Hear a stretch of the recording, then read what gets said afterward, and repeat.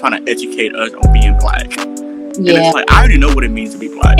Right. I don't need you to educate me. So when you think about thriving, we thrive more in numbers than we do individually. Yes. And so I try to storytelling. Like, I love telling stories. I love being able to just be able to provide an alternative reality that bring about a sense of liberation, a sense of happiness, a sense of peace. What's up, y'all? What's up, y'all? What's up, y'all? What's up, y'all? My future isn't determined by where I currently reside. Understanding your worth will put pride in your stride.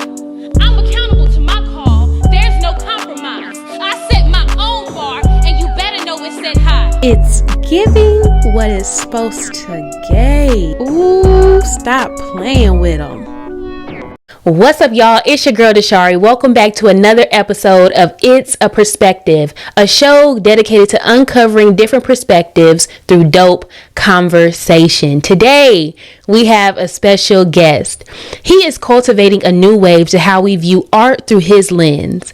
Educated with a bachelor's in strategic communications from the University of Central Oklahoma and a master's in higher education with a focus in student affairs from Pennsylvania State University. He is currently the operations manager for Oklahoma City's Black Chamber of Commerce and the program coordinator for the Henderson Scholars Program at the University of Oklahoma. If that wasn't enough, he is developing a lane for himself to become what we know as the modern day James Baldwin. Is that a bold statement? Yes, but I believe that. I would like to say I've known him since elementary school days, and seeing his progression through the years has been a great experience. Some may know him as the BlxckBird, but please welcome my brother, Mr. Jordan Broiles.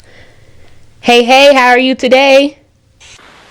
I'm honestly, the way you just, I'm very overwhelmed. I'm glad, I'm grateful, I'm blessed, and yeah, thank you. Thank you for having me on here. No problem at all. Okay, so we are going to get into it. We're going to start with That's My Jam. This is a segment of the show where you can play a song that's either your mantra or a song you can't resist jamming, dancing, or singing to. So what you got for us? I got Almeda by Solange. I think Solange is just my alter ego. I love her. You know, a lot of folks, no shade to Beyonce. I love Beyonce. Beyonce is top tier. But I think Solange has always just been an artistic creative, and the way she incorporates blackness and modern art to me is just so fascinating. And so Almeda to me is just my mantra right now. All black everything, you know, black. Yes.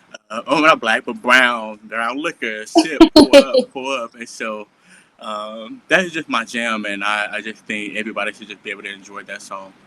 All right, well, let's get into it.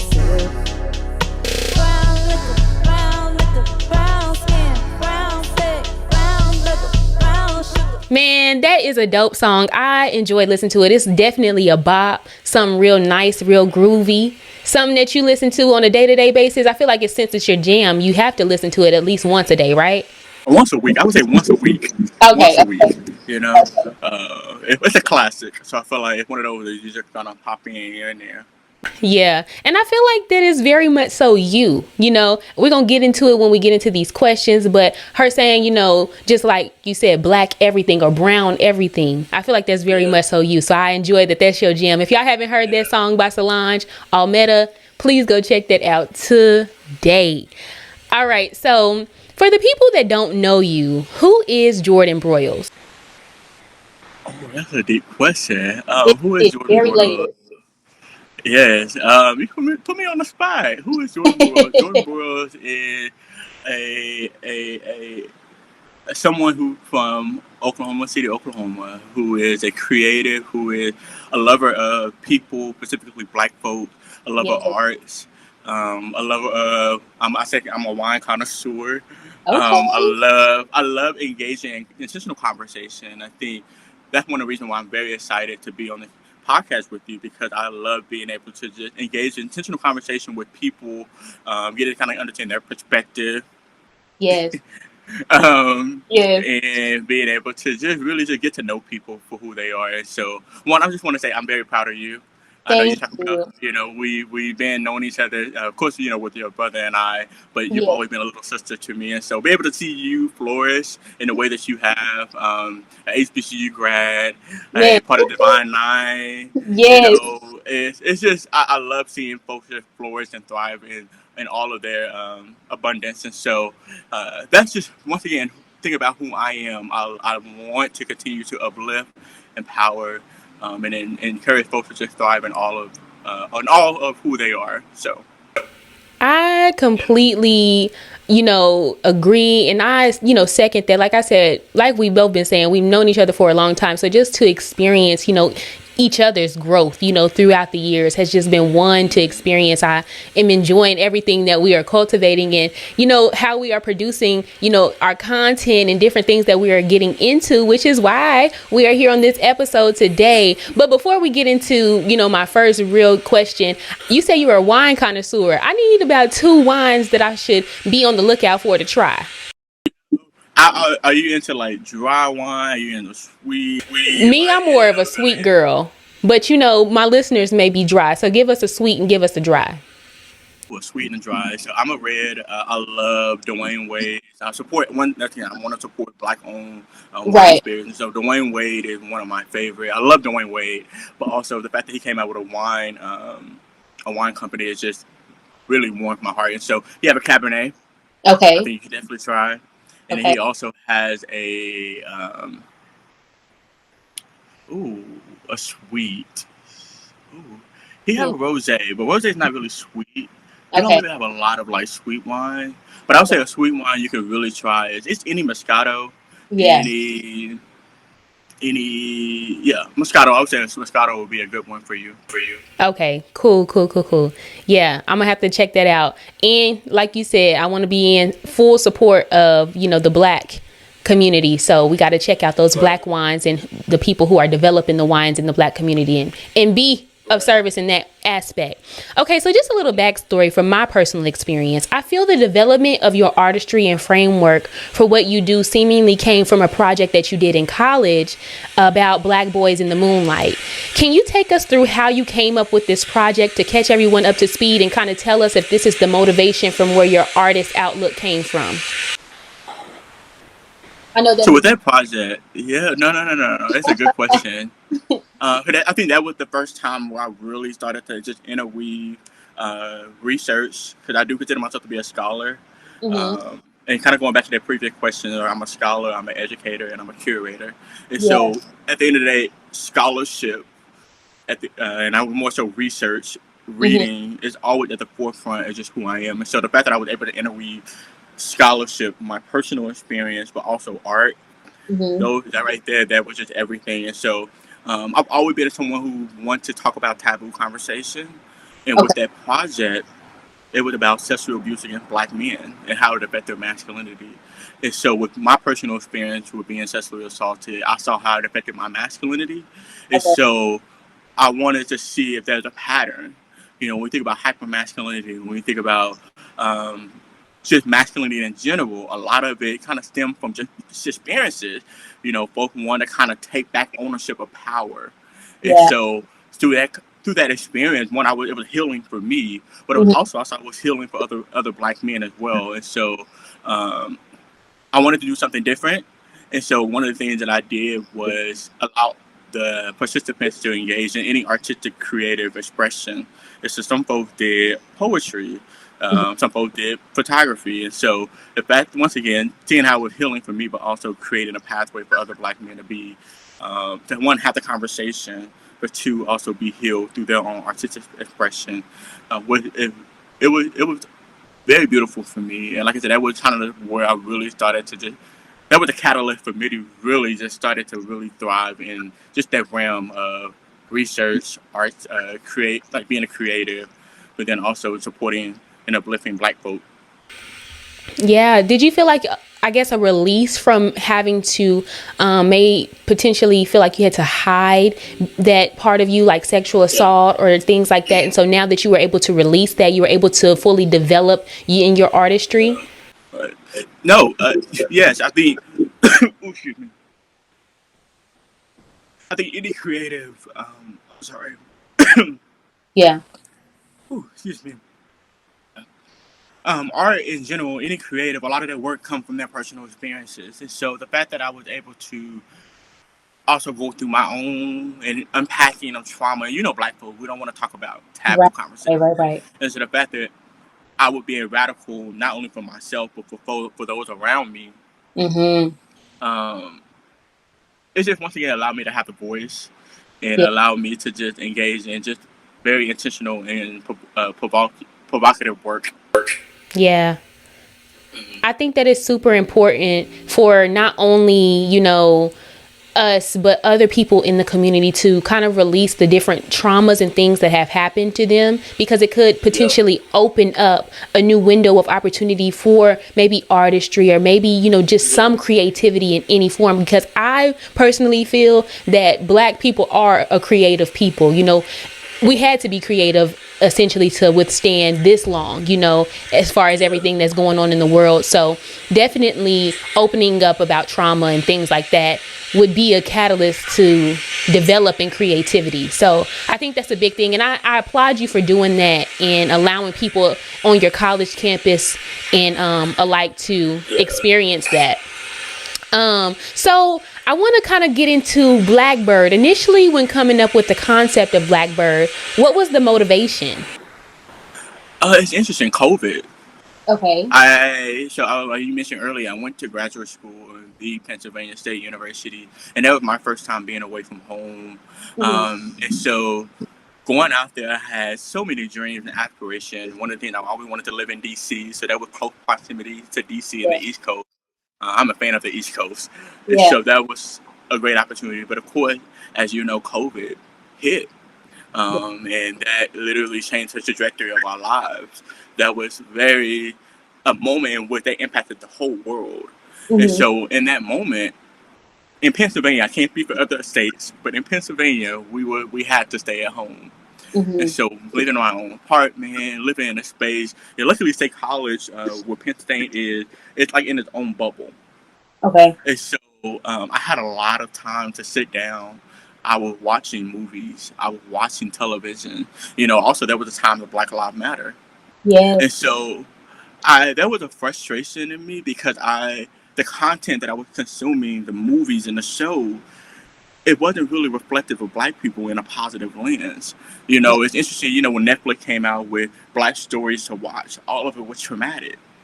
And Wow. so to me, um, I'm like, I want to continue to see Black folks experiencing joy, experiencing liberation. The fact that we have to continuously fight for our humanity, even being as a Black queer man, the fact that I have to continue to fight for my humanity, fight for representation in the community and in media, is something that I was just like, I'm frustrated. And Yeah. so, with anything, everyone said you have to, if you want to see change, you have to start within yourself. And so, I kind of just took BlxckBird. BlxckBird is kind of like a spiritual thing for me.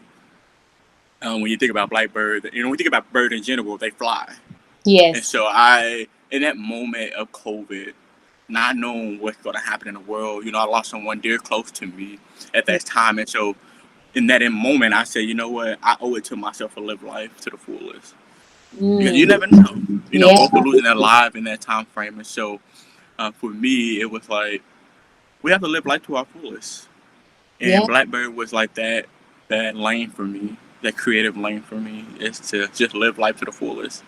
Well, that's awesome. And I'm going to get more into the questions about, who are some people that you like admire in artistry. But I think that is so huge to create a lane that is positive, because I think in this world we see so much negative that we're kind of getting numb to the fact that we're even experiencing something negative. So to have an outlet like yours to watch and kind of have this calming, like whenever I watch your content, I kind of have like this calming sense to, oh my gosh, Black people can experience a life of luxury and a life of, a soft life, as we like to call it now, So yeah, I think that is so good.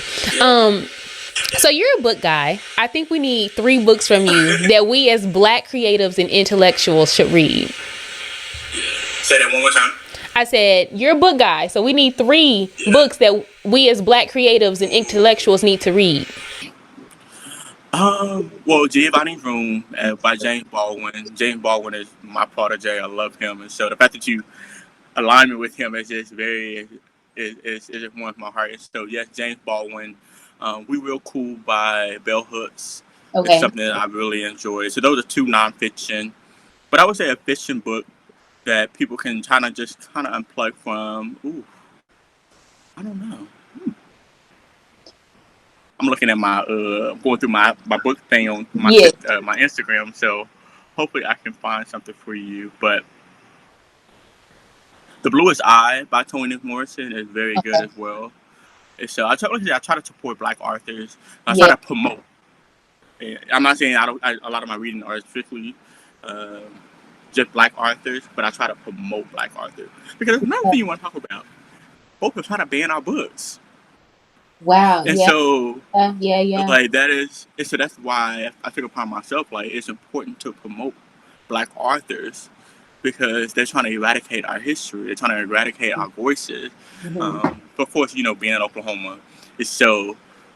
Thank you for bringing that up because it's important that we continue to promote Black authors and their voices. Yeah. I think it's important to promote reading in general because I find that in this age we're kind of on our phones a lot. We're trying to tap into technology and figure out how we can, beat the algorithm or become the next influencer. But we're not tapping into our brain and kind of putting the knowledge into our brain because one thing they can't take is what we know. So I think that is super important. What has reading developed for you? Being, a young Black man, what has reading developed in your life? How has that become something that you just do on a regular basis? Yeah, reading is the foundation of BlxckBird. I Oh, think I've always been a reader, even from a young age. I enjoy reading. It's funny because I always tell people like my way of punishment for my parents was taking away reading, which is so ironic, but that's because that was something I enjoyed. And uh-huh. so I just enjoyed reading. I think it allowed me to be able to visualize a completely different world. I Yeah. saw a quote. I'm gonna butcher it up a little bit, but if you, the more books you read, the more lives you live because Yes. each books have a different life experience, and so reading made me be more compassionate to people's stories, people live experience, and so I'm always the type of person who was like, okay, write a book so I can be able to read, um, and so read about you and your life experiences. Whenever you come out with your memoir, let me know so I can read it as well. But like I said, reading is just not only had to help me with my literacy and help me with communication and things like that. It just also allowed me a space to just imagine just different world and different live experiences of different people. So That's so good. I think that is something that people definitely need to delve in more, is experiencing more, lives and different stories. Especially why this is called, it's a perspective, experiencing different perspectives so that you can understand how this world works, because we're not all the same. We all don't think the same. And just because someone has a different opinion from you doesn't mean that it's necessarily wrong. But if you don't agree with it, maybe you guys can have a healthy debate. Maybe you guys can come to a mutual agreement. I think that it all just works together for the good. But the more separation that we have, the more individualization that we have makes us separated. So I think that is so good. So what does a Renaissance man mean to you? I know that you coin yourself as the Renaissance man. What does that mean to you? so first off, I am a huge fan of the Harlem Renaissance era. Uh-huh. That is something that once again, when you think about Black art and Black folks thriving in art, the Harlem Renaissance era is so much volume, and so that one play a role in why I call myself a Renaissance man. But another reason because I actually got the terminology from Morehouse. Morehouse being a Morehouse man, they be a modern Renaissance man, Yeah. which is the five wells. And so you need to be well read, well spoken, well traveled, well dressed, and well balanced. And so Wow. when I think about those things, think about those five wells is what they call it. Hmm. I think everybody should be that. Yeah. When you're well read, once again you're allowing yourself to be open to just different ideology, different perspective, being more Yeah. compassionate with different experiences. When you're well spoken, you're able to articulate yourself in a not saying in a professional manner, but in a way you can advocate for yourself. It's something that I think about a lot. Language is a huge thing for me, and when you have the correct language and you're able to articulate and advocate for yourself, being well traveled, Mm-hmm. I'm grateful that I had the opportunity to be able to travel internationally to different places, and also domestically as well. That Yes. allowed me to see the world in different perspective, which once again it made me more understanding of people's experiences. Yeah. And then well dressed, that can kind of be synonymous, not subjective to a person, Yeah. um, and just feeling good about how you show up is something that Yeah. I'm very big on. You know, People say like first impression is everything, and so being well dressed, and not saying you have to be in a suit and tie every day, but just amp it up a little bit, put a little razzle dazzle on it, and something I Yeah. think about a lot.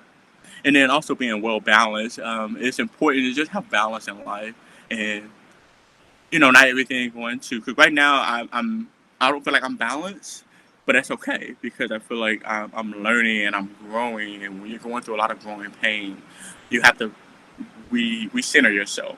Yeah. And so one thing when you center all five of those things, I think it just makes for the holistic individual. And That's so good. um, that when I say I'm a Renaissance man, I try to embody all five of those in just different ways. Okay, yes, I think that is really amazing. Give us the 5 wells again for the people who may need to write that down one more time. Well read, Well read. well spoken, Well spoken. well traveled, Well traveled. well dressed, Well dressed. and well balanced. Well balanced. That is So good. I feel like that is so good for the men, but I feel like that is so good for the women as well. If you Oh can yeah, have the for five everybody. Yeah. wells, if you can have the 5 wells, mastered, or at least, finding your own lane and mastery in that lane, then you can be doing some damage out here, completing those 5 wells. So Yes, I wholly. yeah, yeah. So what you exude to me is a for us by us mentality, which I definitely am an advocate for. But from your perspective, how do you see your art and career positions being an avenue for the betterment of the Black community? Yes. So when I think about forest fires, I think black people, we have our own language. We have our own culture. We have our own style. And when you're amongst each other, it's just we thrive and we thrive off of each other. And so the way in which I want to continue to create spaces for us, mhm. um, and not saying I don't want anyone else that are non-black to be a part of it, but I think Yeah. at moment we need spaces for us. We need Yeah. spaces that speak to our language. We need spaces. One of the things I get bothered by, especially when it comes to movies and shows, when I feel like they're trying to educate us on being black, and it's Yeah. like I already know what it means to be black. Right, I right. don't need you to educate me. And so, like for example, like no shade, I love Colin Kaepernick. I think he's amazing. But his movie, I felt like he was trying to educate us or educate Yeah. people on what it, and I feel like it wasn't for me. Yeah. And so Um, I think it's important as creative if we highlight and we talk about, okay, is this for us? Are we trying to educate people on what it means to be black? Or are mhm. we trying to just highlight and showcase black folk? And so I think for me, I had to really, and I think I kind of still, I got a lot of from Toni Morrison. A lot of her books is written about black people in a perspective Mhm. of black people for black people. Mhm. It's never, and it's a terminology called, oh my God, I forgot the terminology. Um, don't worry about it. Mhm. Um, it's basically in a way in which you're not writing for white people or folks Right. who are non-black. You're writing for black folk. And Toni Morrison embodied that very well, and that's something I really wanted to try to incorporate within my own art. You think about Solange. Mhm. She write for us. She's not trying to educate the masses. Mhm. And so I think that's something I want to continue to center within my work. And that's very important to me, and that's Yeah. why I'm willing to continue to just create spaces. And it's hard. It's very challenging because I love black folk, but sometimes we can be very, very, very, very hard on ourselves and very, Yeah. very Yeah, challenging. super critical, and not that Yeah. critical about any other races, products or things like Yes. that. But for us, we'll be super critical. I totally understand. Yeah. Yeah, Yeah. like that. Sometimes it's hard. It's hard to create spaces, or hard to do things for us.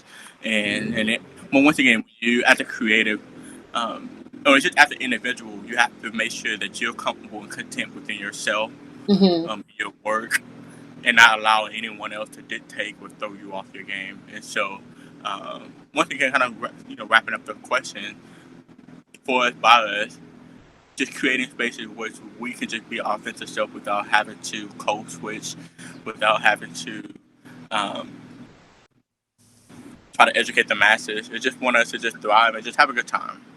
Yes, I think that is so important though, because I feel like we always have to bend or be somebody that we're not completely ourselves in different spaces. So I think that it's important that we navigate a lane that we can truly be our authentic selves and come as we are, leave as we are, and not have to feel like we did anything in that process to bend or shift. So I think what that lane that you're trying to blaze is one that is needed, and I think that it should continue to be a path that is, and hopefully you can collaborate with the Solanges of the world and incorporate the Toni Morrisons, although she has passed, but incorporate that into a lane that we can develop so that it can be something that is prominent, because I feel like we are always trying to, fit into a box that is not necessarily our own.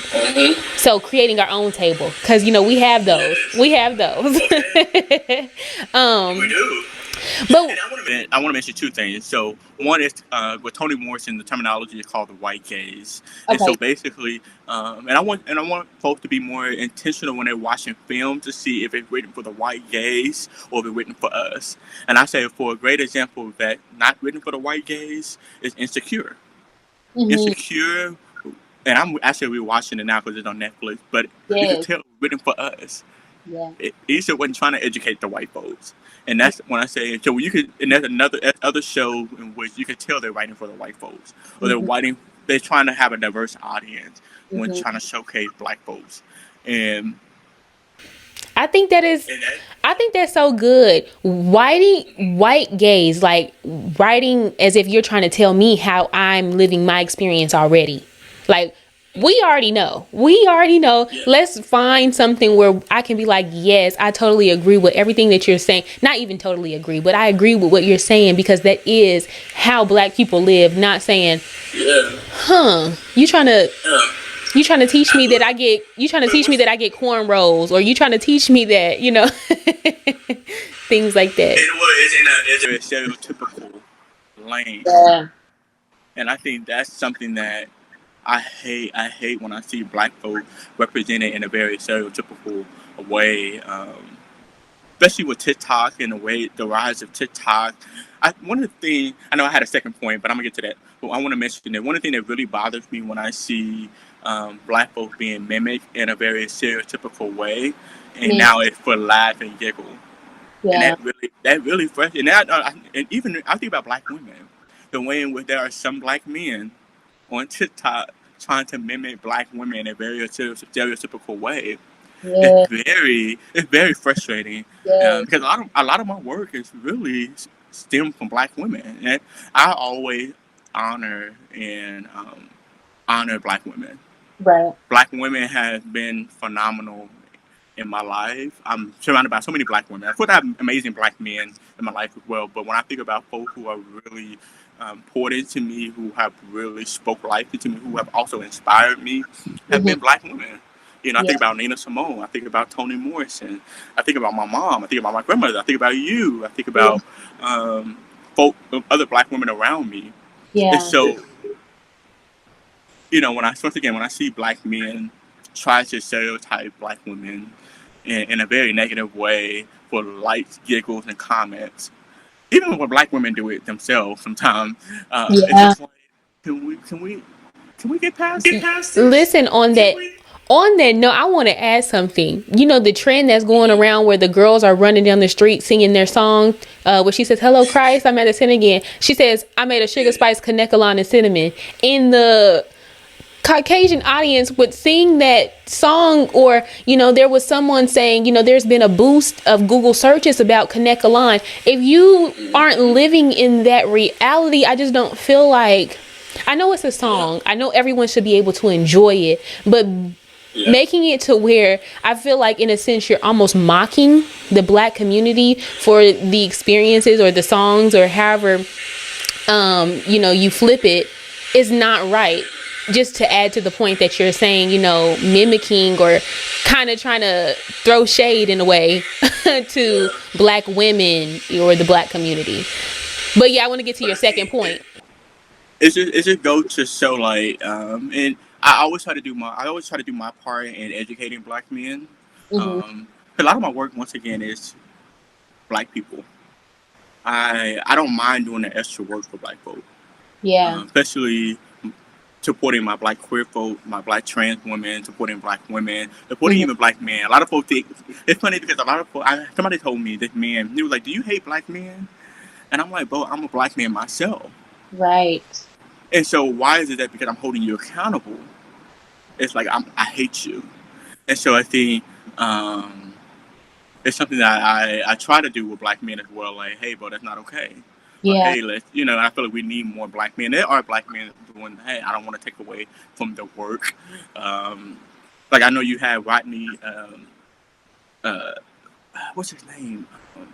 Courtney McLean. Yeah, I say Rodney. I'm sorry. Sorry, bro. I love you, man. I love you. Courtney McLean, like, he's, once again, another phenomenal Black man that's doing amazing work. And I also, like, he's somebody who, once again, I think about who have this healthy masculinity.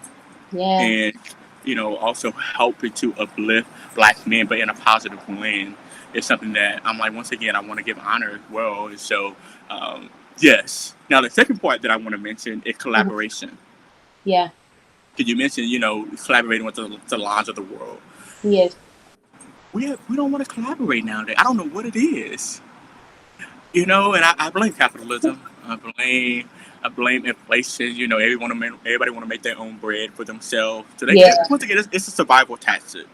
But I think when you think about thriving, we thrive more in numbers than we do individually. Yes. And so I try to make sure I always be inclusive, and it maybe I'm trying not to be too inclusive that it's detrimental to myself.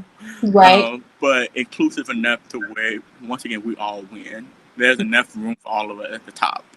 And so it's something I want to continue to do, and I hope that I stay grounded in that. Collaboration is key. Yes. Because I don't know everything. Yes. You don't know everything. And so if we feed off each other, we can create magic together, as we're doing now. Like the fact that you reach out to me and collaborating, the fact that you collaborate and bring other folks on your podcast, allow for a broader reach, allow for a bigger impact. But also allow for a personal connection between you and another person. And so that's something I want to continue to do, is collaborating with other creative and entrepreneurs in my space.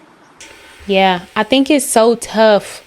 Like you said, I want to say it's so many different things, but I definitely feel like COVID really tore us up, because I feel like we were in the peak of, trying to, shift some things. But then COVID came, and, you kind of seen like a divide happen, because everybody had to be on Zoom. Everybody had to stay at home. Everybody, had to be in, seclusion. So it messed us up in a ways where we feel like we can trust somebody else to, tackle a project that is important to us as well. But I definitely agree. We are stronger in numbers. If you are whatever, community, race that you fall in, if you can collaborate with someone to push your narrative or push your movement forward, especially if it's for the betterment of people or to help somebody, because ultimately we have to remember the things that we do in this world is to help somebody else. Obviously, it's to better ourselves, to help us be successful, but it's to help somebody along their journey and allow them to know that they're not alone in what they're experiencing in this life. I know y'all are enjoying this show, But I just have to let you know, if you haven't already, if you're liking what you're hearing, like, comment, subscribe. If you're on YouTube, if you are on Apple Podcasts, Spotify, make sure you rate the show, share the show, tell a friend about the show, tell a friend to tell a friend. You feel me? Because we are going up. Season 2 is 1 for the books. Y'all, we are out here in Miami right now recording this part of the show. I ain't gonna keep y'all too long because I know y'all are enjoying the show. I just want you to know that you should go ahead, like, comment, subscribe, share, tap in with me on Instagram, Facebook, wherever you can find me, Dashari, or at It's a Perspective Podcast. Now back to the show. So yeah, that's just my little piece on that. Yeah. So how has Black? Go ahead. And I think about because I'm sitting outside right now, and and this is why I love the terminology blackbird, because when you see the individual bird fly, okay, it's cute, but when you see a flock of birds, that's a beauty, and that's another reason why. Because I had a motto that I'm still trying to word out, but I feel like blackbird is me, blackbird is you, blackbird is us. And I'm still trying to figure out what that means, but in a way, I'm trying to say like we're all blackbirds. We'll all individually have our own story. We all individually fly, and so once again, thinking about when we fly in a flock, it's just a beautiful sight. And so once again, that's the only reason why I'm very big on collaborating. Yeah, that's so amazing. But how has Black art and Black voices, whether it be in music or literature, influenced your craft? I know we kind of talked about a little bit in a roundabout way, but I want to also talk about James Baldwin and how he shaped you, or, Maya Angelou, or, Toni Morrison, or Spike Lee, because I feel like that's another person, Yeah, so I would say my holy trinity, my trinity when it comes to my art, I always say is Spike Lee, James Baldwin, and Nina Simone. Oh wow, okay. Those three, of course, Solange, I love you, girl. But like Solange is like my sister. So let me back it up.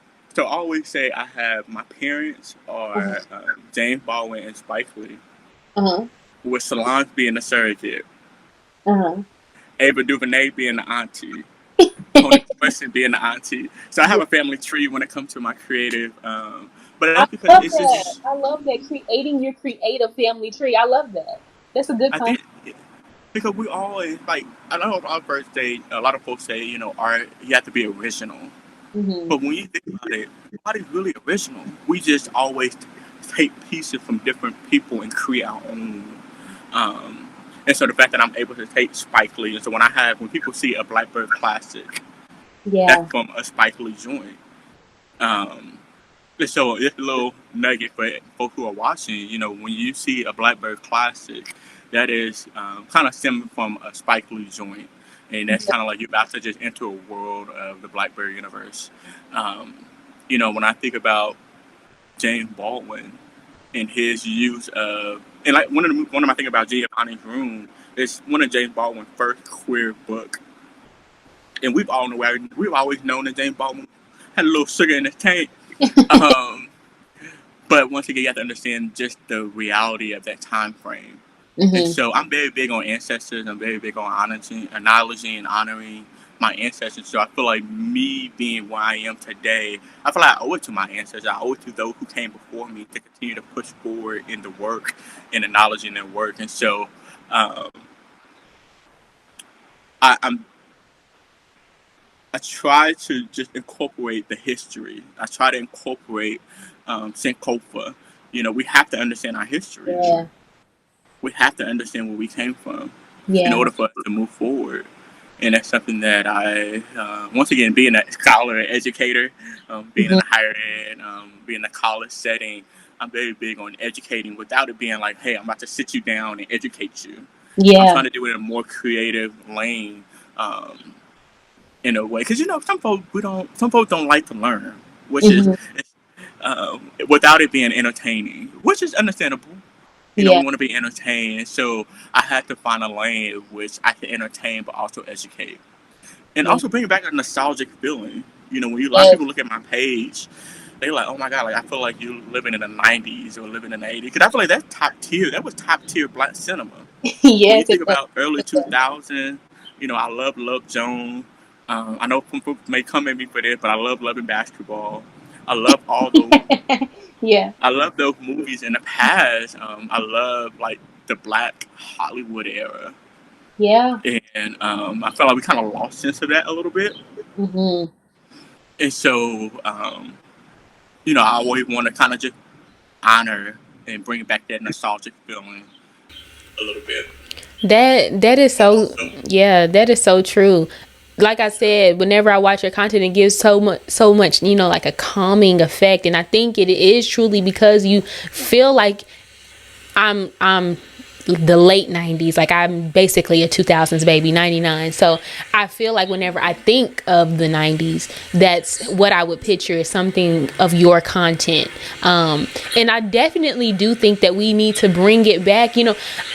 I know people are saying, we'll never get back the nostalgic feelings. Like we're trying to chase the high and kind of ruining the things that, are classics. But I believe that if we can take motivation from that, we can develop something that is new, and hip, but also brings back like a feel. But also, it just comes back to collaboration. It comes back to togetherness, being in the flock. All of those things combine in order for us to bring back that feeling, because it was no other choice but for people to have boy bands, girl bands, things like that, to just develop as a whole, and then maybe separate off into their own yes, individuality. I agree. And it would take time. It take time. Things are making its way back now. Folks like I use a camcorder. Hmm. When I a lot of for some of my content, I use a camcorder, um, and so I'm starting to see a lot of folks are bringing back some of the oldies. Let me not say oldies, because I was kind of in that era, so I'm not old. But some folks are starting to bring back the net '90s era, that '60s, the '70s. Like I said, I love the Harlem Renaissance, so I try to incorporate that into my work as well. Some of my events that I've done is in a sense of trying to incorporate that Harlem Renaissance, that blackness, that beautiness of it. Um, Yeah, because I do think we deserve to be able to see ourselves in a beautiful light. yeah. I I know we're talking a lot about, content creation and, kind of almost like a directing, but you're very well educated and, you have, knowledge, beyond your years. So how do you feel like that fits into, because you said you read a lot. Does writing come into that? You say you want to see my memoir. I want to see your memoir as well. Does writing come into that and play a part into how you weave that into your creativity? Yeah, because I love reading and because there are some stories that I want to see written, Hmm. I'm like, oh, I have to write it myself. And so I haven't gotten to the point where I can sit down, because a lot of folks, and this is why I always want to give artists and some creatives, not some, but like give creators their flowers, because they require a lot of work.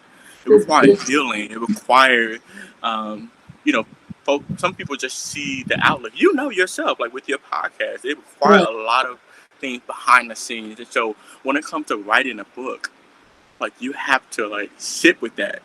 And if Hmm. you want it to be a good book, and this is why I say with some authors, let me back up. With Beyonce, for example, I want to reference Beyonce, and there's something I love about Beyonce. Beyonce take her time with her work. Oh yeah. Solange take her time with her work, and Mm-hmm. I think a lot of folks want to just push out stuff. And this is one of the reasons I'm not a fan of this current generation when it comes to the media, because we constantly want to push out stuff, and Yeah, it's that's not necessarily what it's about. quality. And so when you wanna have something that's a classic, when you wanna have something that lasts a long time. Once Mhm. again, we're reading Toni Morrison. I'm providing you a Toni Morrison book. I'm providing you a James Baldwin book. That would show that their book is timeless. And so Mhm. when you're creating something that's timeless, it takes time to create. And I just haven't had the time to sit down and dedicate to writing. But I do want to create books. I do want to write stories. But also, I love when a book comes to a movie.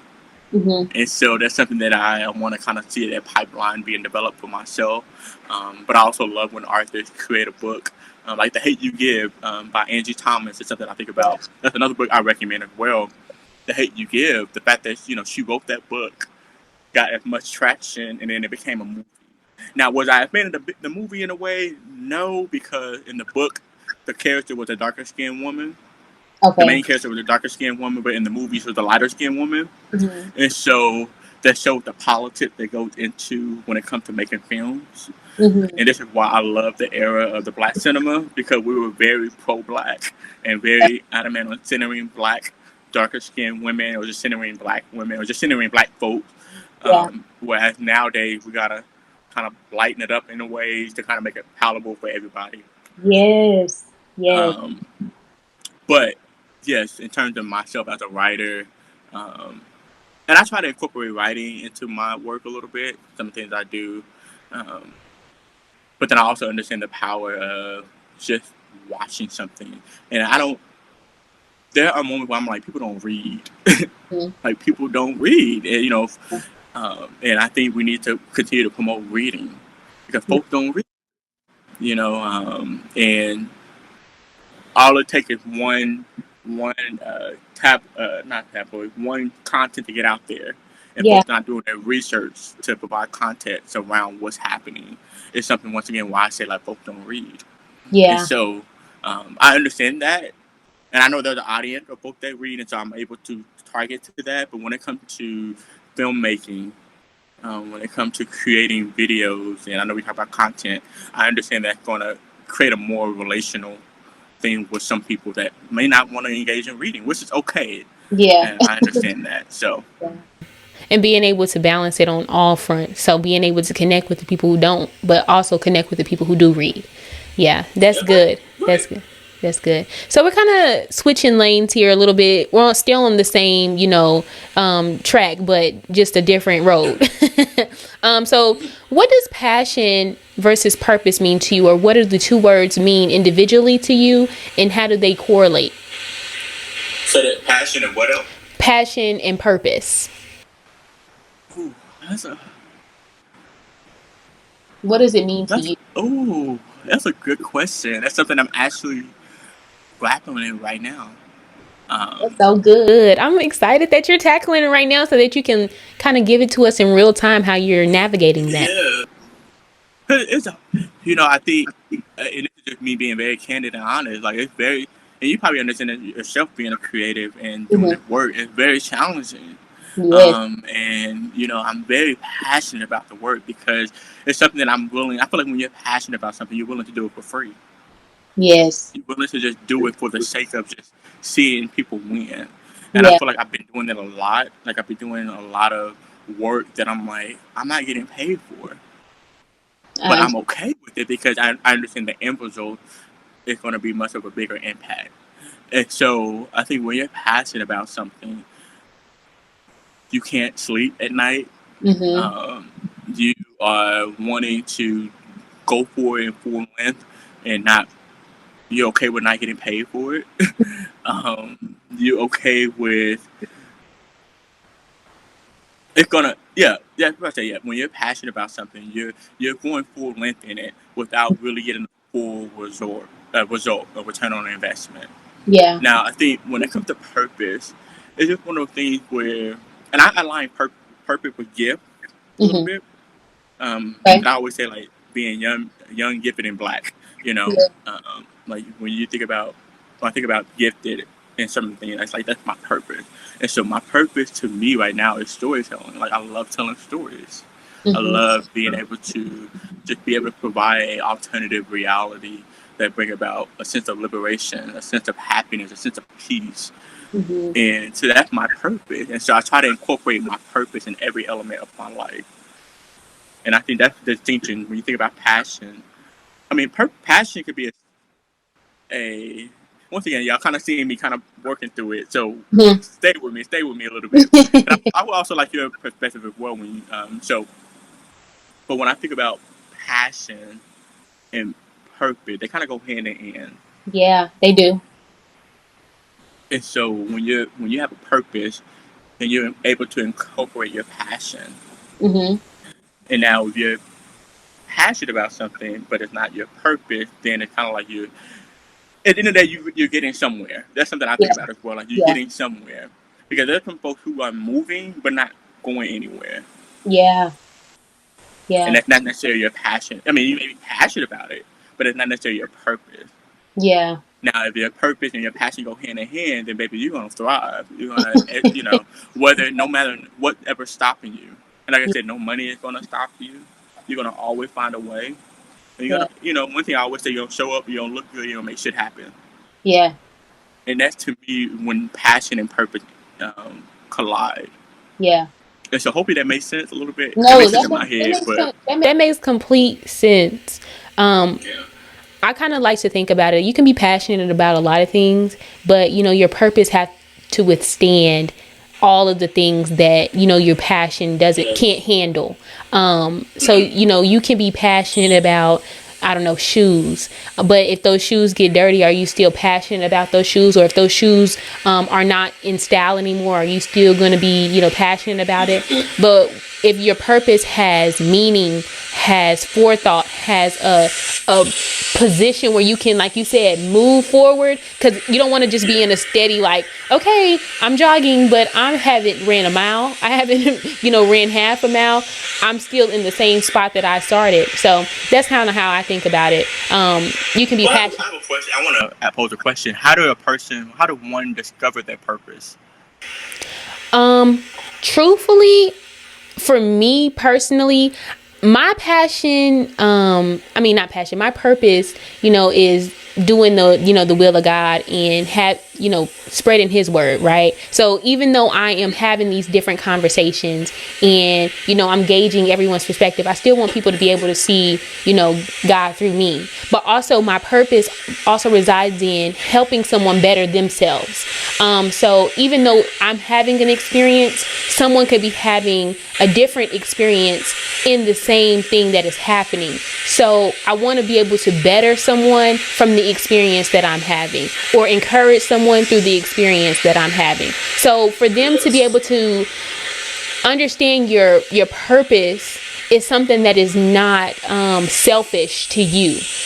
A passion can be very selfish. Like you can have a passion about so many different things. That's how I differentiate it.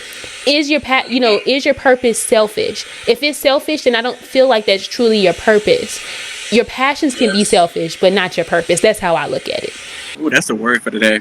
That's the word for today. No, I love that. And I want to add to that. I think purpose, folks, in order to discover your purpose, you have to kind of pay attention to how you feel when it comes to certain things. Uh-huh. And I think for me, I discovered my purpose of doing storytelling just by seeing how I was doing it in everyday life. Mm-hmm. I went to a fine arts school. It's funny because when I look back, I'm like, I was destined to do this work. I Yeah. just didn't Everything notice is it. I didn't recognize it. setting you up. Yeah. Mm-hmm. Everything is setting you up, whether it's good, bad, or ugly. I'm very reflective. Yeah. I try to. I'm not a big journaler, Mm-hmm. but I try to take notes of things, and so that's how I realized I'm like, this is my purpose, because I saw that I had so much emotion built up in this. I saw that I was able to execute. I saw the way I was impacting people's lives, like the way you Mm-hmm. said it. And there's moments where I have imposter syndrome. Yeah. And I think that's a big thing. Like when you're experiencing imposter syndrome, I mean, that's how you know this is something that you really care about.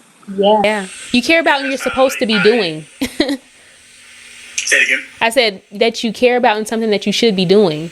Yes. And Yeah. so I recognized that, and I was like, okay, this is my purpose, and I need to stand on that, and I need to stand in it all shades and move forward in it. And I mean, it's easy said than done, but Yeah. it's something that I want to encourage anyone who's listening is that, you're going to discover it, and it's going to come at different phases in your life. This is once again when we talk about folks who influence you. Like Toni Morrison didn't write her book when she was about 30 years old. Mm-hmm. Ava DuVernay didn't write her first film, or didn't direct her first film until her 30s. Yeah. Tyler Perry. Yeah. We can't leave him That's out. another. Yeah. And so I think, and I'm kind of on a tangent, but like thinking about us in our 20s, Yeah. We feel like we have to know our purpose. We have to know everything. And though I may know a little bit, I don't know how to execute it in different ways. Yeah. And so it takes time for your purpose to kind of unravel and unfold, and just be Yeah. patient. It's something I say, just be patient and then kind of do what you can in the current moment. That is so real. You know, you have to allow yourself the ability to grow, and like I said, allow the steps that you're taking in your life to set you up to where you're supposed to go, because like Jordan said, being reflective and saying, wow, this is a part of the journey that kind of leads me here, and all of the lessons that I took from the L's that I may have, had in my life, but it's setting you up in each part of your journey to find what your true purpose is. So I enjoy that so much. On this same, topic, I think it's so typical for people to think that there's a certain set of steps that is required to become successful, which I think can be true. But there are steps that we can take through our journey that are specifically curated for us. And it's what I like to call an unfair advantage. With that being said, what is an unfair advantage that you experienced in your life, that in your progression of kind of leveling up? I know you haven't reached what you feel is your, plateau or your peak, but as you are continuing to level up, what has been like an unfair advantage where somebody could say, ooh, his favor ain't fair?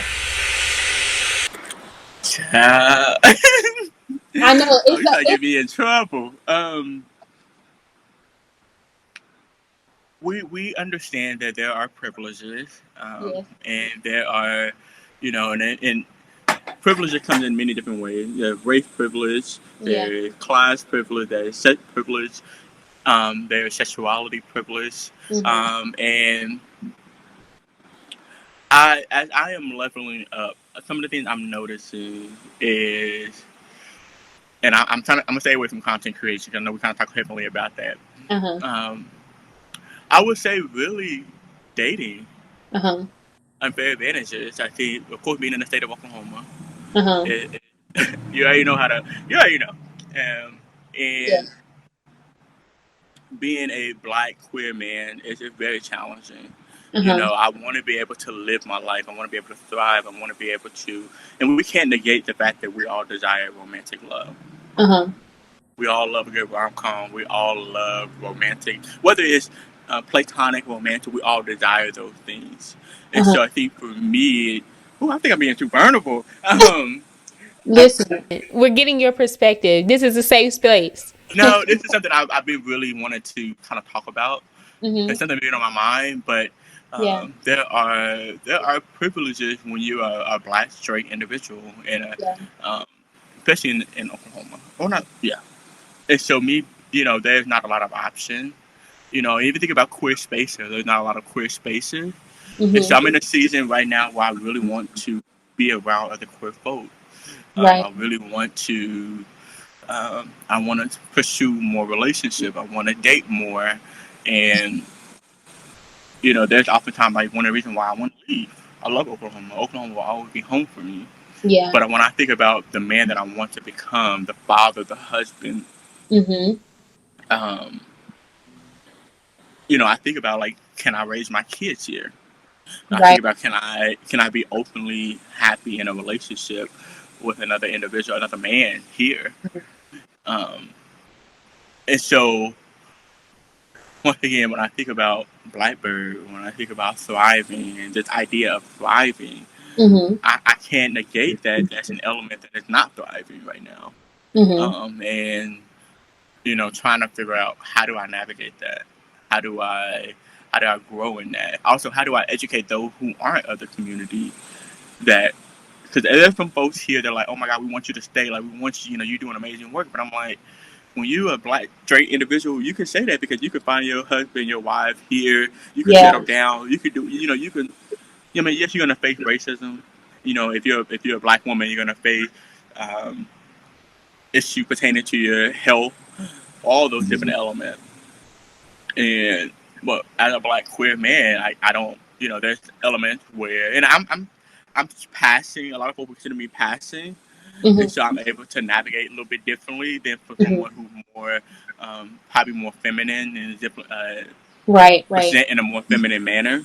Yeah. And so I'm able to kind of like to kind of flow with a little bit more. But if you could, That's something I think about. if you could talk to someone who is kind of like, who may be younger than you, maybe older than you, but give them like some kind of like advice or encouragement for being a Black queer man in, you know, a space, in spaces where it's like predominantly, you know, straight, give them some encouragement for how they can, you know, stick it out, or, you know, feel like they can maneuver in those spaces.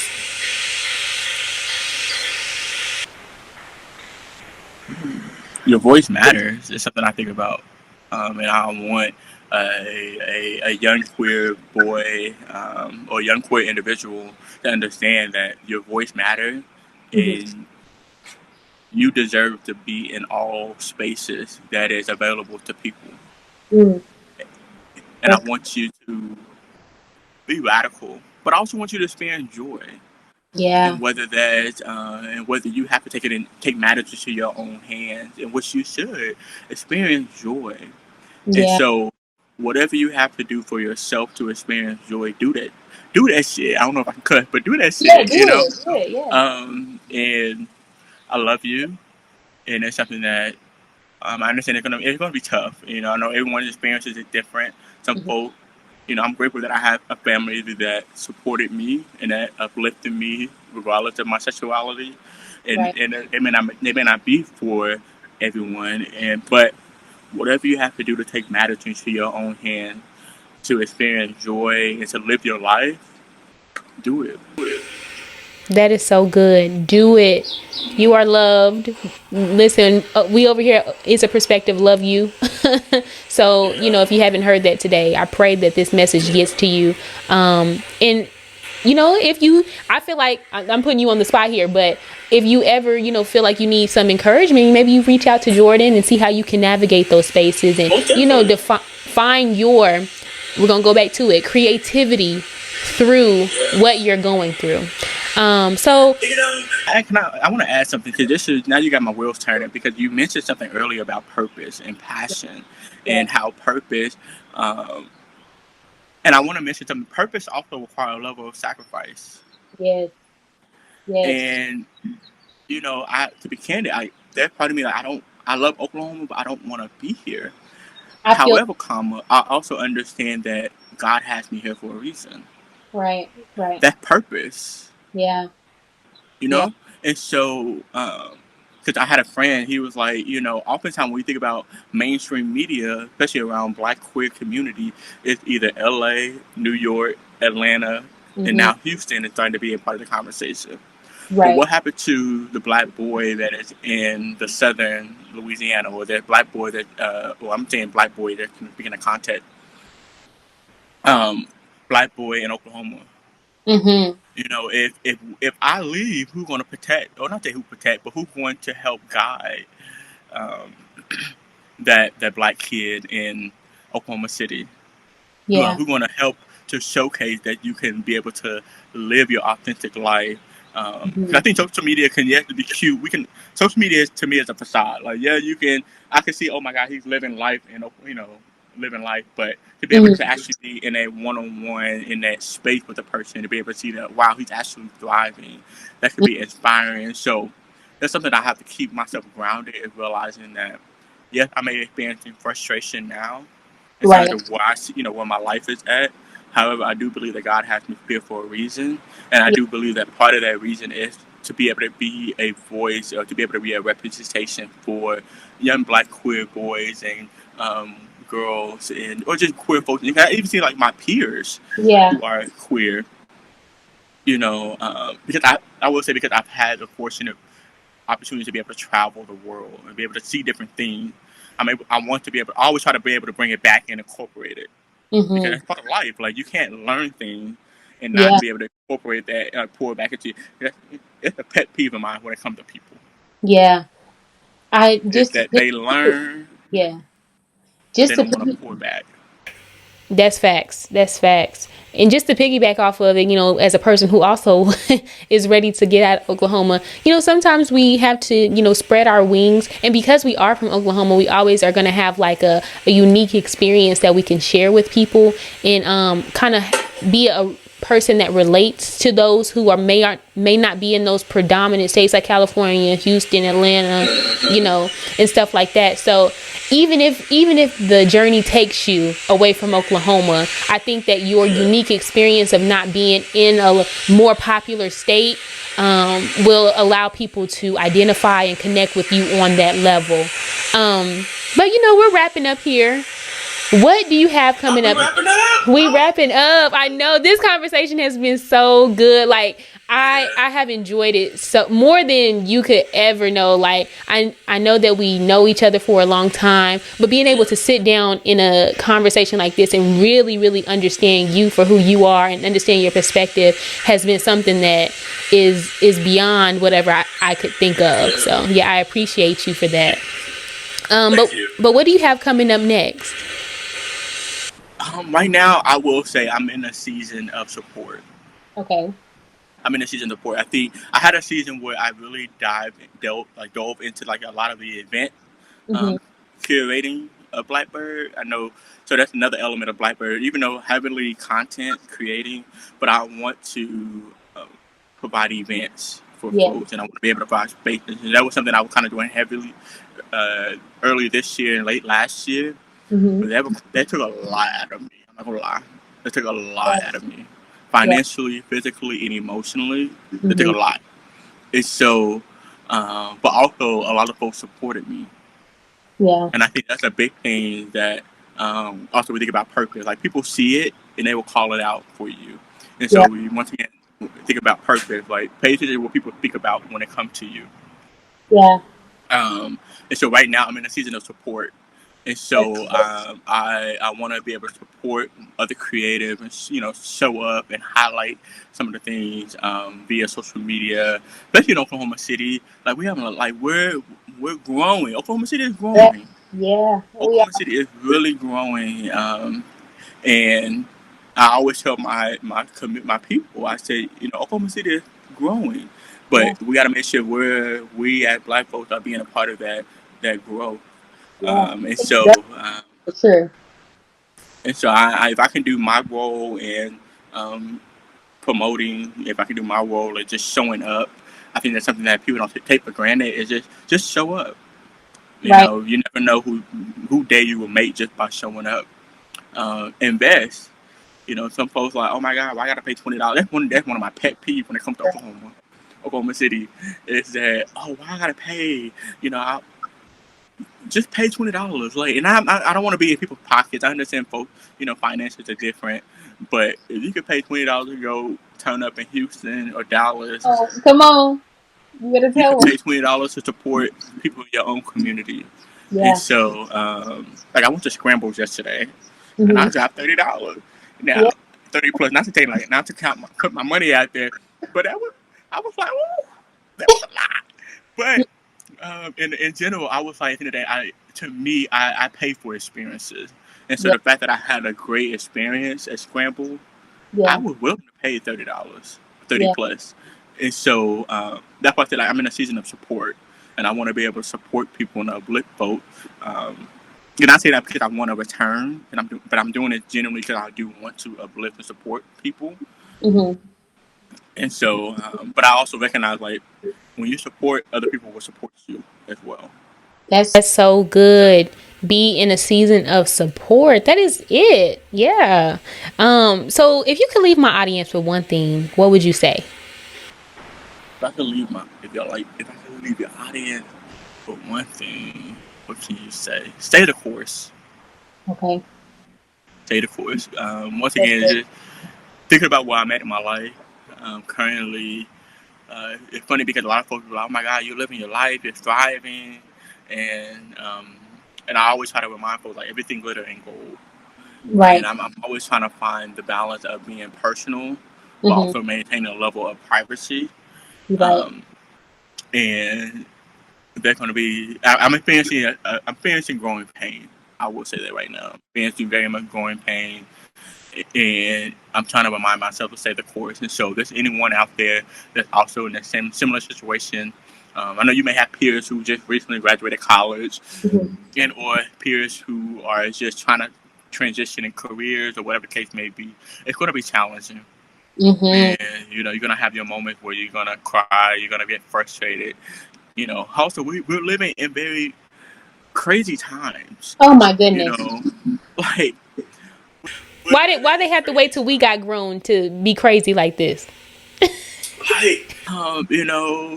it's a lot of things going on politically.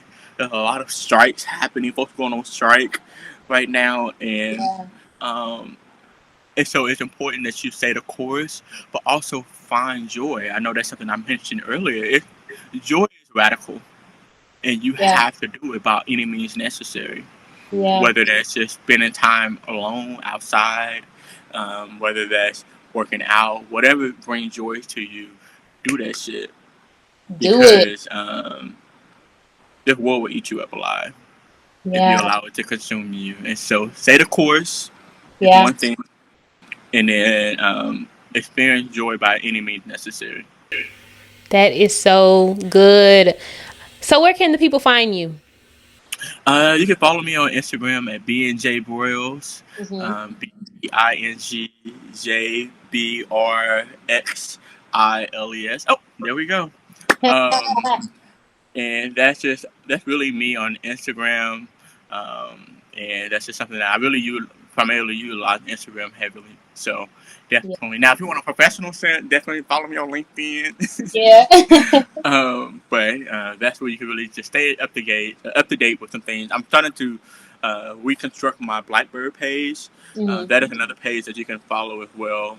But I'm trying to figure out what that look like for me. And Mm-hmm. so, yeah.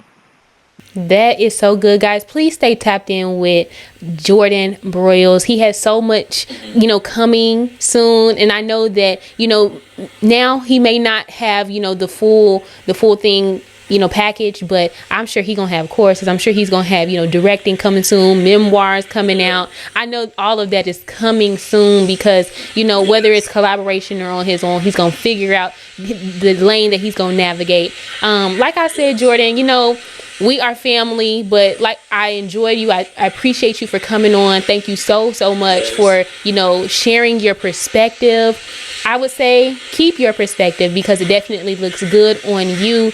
Guys, like I said, keep in touch with Jordan Broiles. Keep in touch with me as well. We got the podcast episodes continuing to flow. I love you guys so much. Have a wonderful day, weekend, wherever you're watching this. Peace out.